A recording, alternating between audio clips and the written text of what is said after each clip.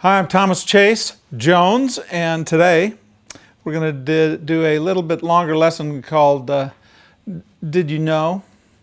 And I'm sure you know some of this stuff because what I'm going to talk about today is shapes.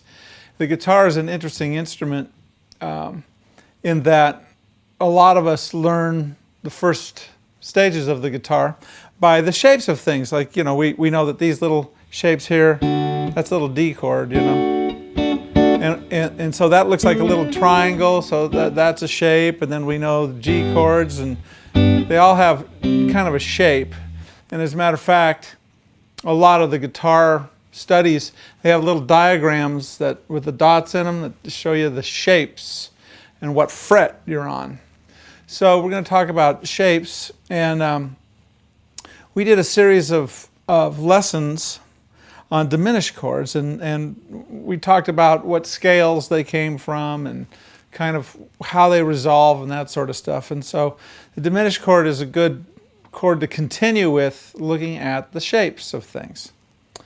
So to begin with, if you want to apply things to the guitar, you can break it down to dyads, which is 2 notes at a time instead of 3. This is 3 notes. It's a triad. A dyad would be any 2 of those. So just that's a dyad.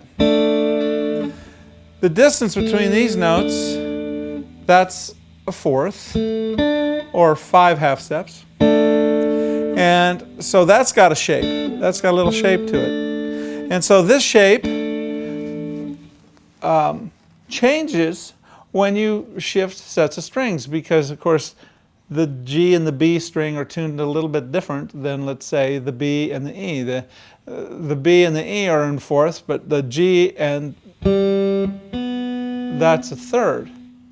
So the shapes change. So let's just look at this little interval called a 4th and look at it from the standpoint of a shape. Okay? On these, if I take this D triad, it has this little dyad of a 4th in it, so that's kind of where we're starting. And that's the sound.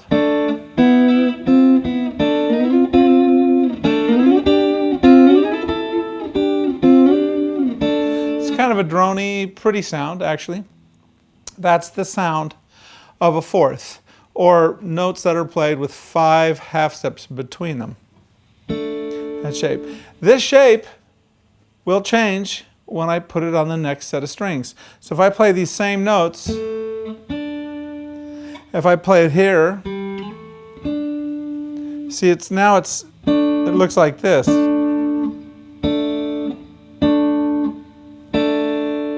Right? So if I'm going to play something in these 4ths, I've got to learn how to change the fingerings of these. So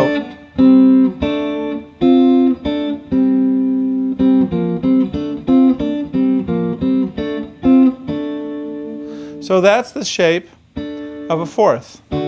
And if you take the time to learn what the intervals look like, their shapes on the different sets of strings, it'll help you learn the guitar neck. So this interval looks like this on the next set of strings, and it's the same shape here on this set of strings in here. It's the same. But here it changes, right? And then up here.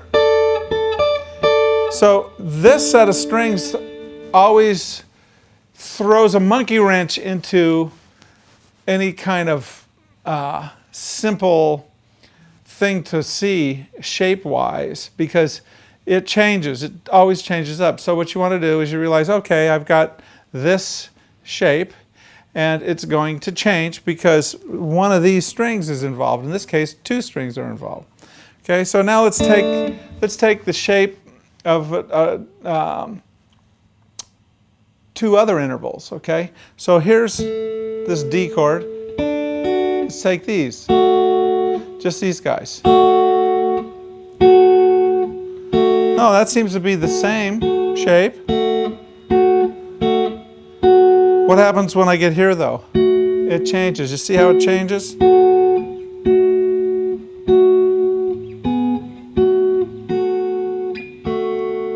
So that's because there's a string in between these guys. So it kind of stays consistent for these guys.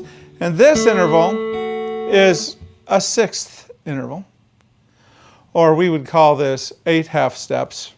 9 half steps from here to here. Or a sixth. And it stays the same. So the fourth changes. The sixth stays the same. So if I played this triad and played it up here, you'd see. Here it is, the same, and here's the fourth. When I play it up here, here's the fourth, here's the sixth that changed. What's useful about this? Okay, well here's what's useful about it.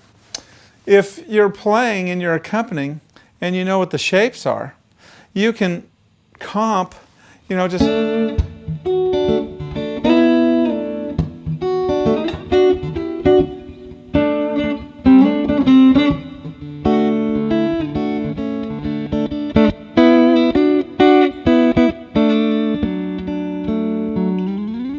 anyway, those will help you with your comping. You can move from those shapes. You can be light fingered.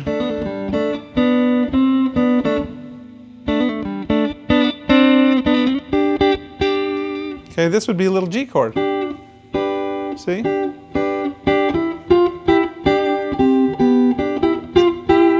So they're good for pedal toning and that sort of stuff.